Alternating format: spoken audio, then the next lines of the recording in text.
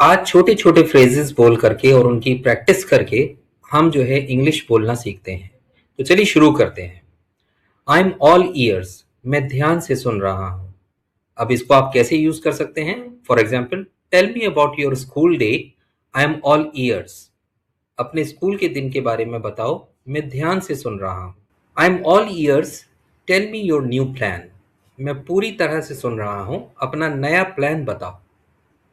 If you have a problem, tell me, I am all ears. अगर तुम्हें कोई समस्या है तो मुझे बताओ, मैं ध्यान से सुन रहा हूँ। पीस ऑफ केक, बहुत आसान काम का होना। जो चीज़ें हमें प्रैक्टिस्ड होते हैं हम किसी चीज़ पे, या हमें जो बहुत आसान लगती हैं, वहाँ पे ये कहा जाता है it's a piece of cake. For example, don't worry about the math test, it is piece of cake. ये कौन कहेगा? जिसको मैथ से डर नहीं लगता या जिसने प्रैक्टिस कर रखी है, तो वो कहेगा कि don't worry about the math test, it's a piece of cake. Math test की चिंता मत करो, ये बहुत आसान है। Learning these English sentences is a piece of cake. ये इंग्लिश वाक्य सीखना बहुत ही आसान काम है। ये कब कहा जाएगा? जब आप इंग्लिश पे कॉन्फिडेंट होने लगेंगे, कॉन्फिडेंस आपको आ जाएगा, आप प्रैक्टिस कर रहे होंगे, तब आप ये कह सकते हैं कि learning these English sentences is a piece of cake, यानी कि ये बहुत आसान काम है। For a chef like you, cooking dinner is a piece of cake. तुम जैसे शेफ के लिए रात का खाना बनाना बहुत आसान है। Let's call it a day, आज के लिए बस इतना ही। जैसे किसी काम को हमें ख़त्म करना होता है, वाइंड अप करना होता है, या हम थक जाते हैं, या हमें कहीं जाना होता है, दूसरा एंगेजमेंट होता है हमारा, तब हम ये कहते हैं कि चलो बस आज के लिए इतना काफ़ी है। तो आप इसको किस तरह से यूज़ कर सकते हैं? We have been studying for 3 hours, let's call it a day. यानी कि हम 3 घंटे से पढ़ रहे हैं, चलो आज के लिए बस इतना ही। It's getting dark, let's call it a day and go home. यानी कि अंधेरा हो रहा है, चलो आज का काम ख़त्म करते हैं और घर चलते हैं। We have finished all the task, so let's call it a day.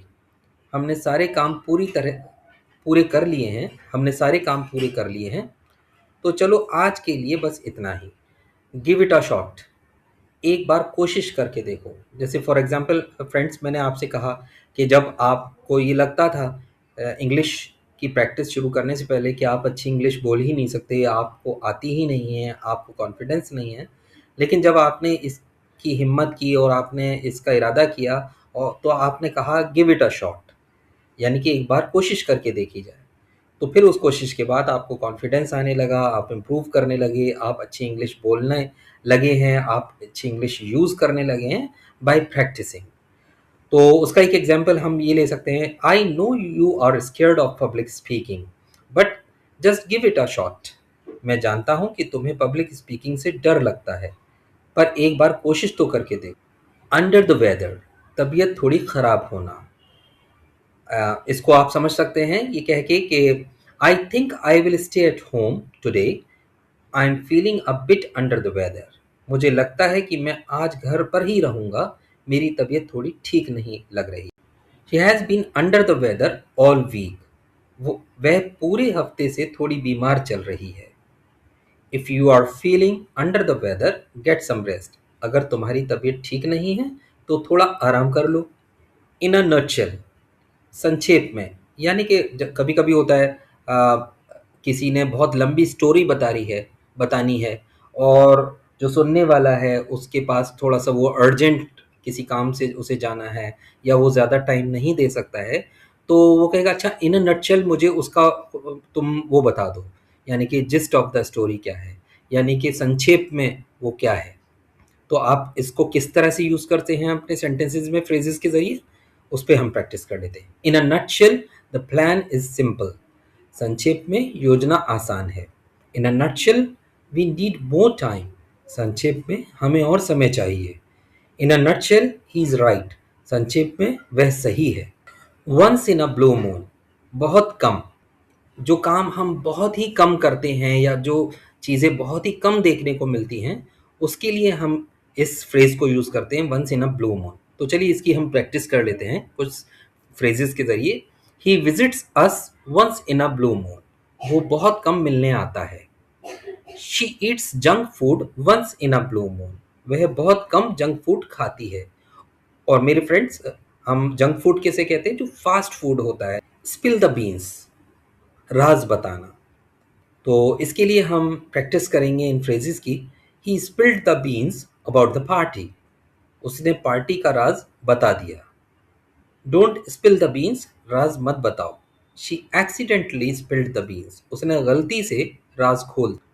On cloud nine, बहुत खुश होना। जैसे हम कहते हैं I am happy, I am glad, I am over the moon. उसी तरह से खुशी को बताने के लिए कि आप बहुत खुश हैं, आप कह सकते हैं ऑन क्लाउड नाइन। तो इसको हम किस किस तरह से यूज कर सकते हैं, उसकी हम प्रैक्टिस कर लेते हैं। She is on cloud nine today, वो आज बहुत खुश है। I was on cloud nine after success, मैं सफलता के बाद बहुत खुश था। He felt on cloud nine, वो बहुत खुश महसूस कर रहा था। Cost N arm and a leg, इसका मतलब ये होता है बहुत महंगा होना। Cost N arm and a leg. तो अब इसको हम फ्रेजेस में किस तरह से यूज करते हैं, उसके कुछ एग्जाम्पल्स हम देख लेते हैं। I love this car but it cost N arm and a leg, मुझे एक कार पसंद है लेकिन ये बहुत महंगी है। जिन चीज़ों को हम फाइनेंशियली अफोर्ड नहीं कर सकते या वो हमारी जेब पे बहुत ज़्यादा कॉस्टली होती हैं, तो हम वहाँ ये कहते हैं कि it will cost N arm and a leg. यानी कि हर चीज़ हम नहीं खरीद सकते हैं लेकिन हम उन चीज़ों को पसंद करते हैं या उनके लिए हमें भारी कीमत देनी पड़ती है, तब हम इस फ्रेज को यूज़ करते हैं। दूसरा एग्जाम्पल है eating out every day will cost you an arm and a leg. Eating out every day will cost you an arm and a leg, रोज बाहर खाना बहुत महंगा पड़ेगा। This beautiful house cost us an arm and a leg, इस खूबसूरत घर को के लिए हमने बहुत बड़ी कीमत चुकाई है। यानी कि किसी घर को जब खरीदा जाता है तो बहुत फ्रेंड्स हमें पैसे देने पड़ते हैं उसको खरीदने के लिए, उसको बनाने के लिए। तो वहाँ हम ये कह सकते हैं कि this beautiful house cost us an arm and a leg, इस खूबसूरत घर के लिए हमने बहुत बड़ी कीमत चुकाई है। अगर आपको ये वीडियो अच्छा लगा हो तो इसको लाइक करिए, शेयर करिए और सब्सक्राइब करिए। See you in the next video. Thank you very much.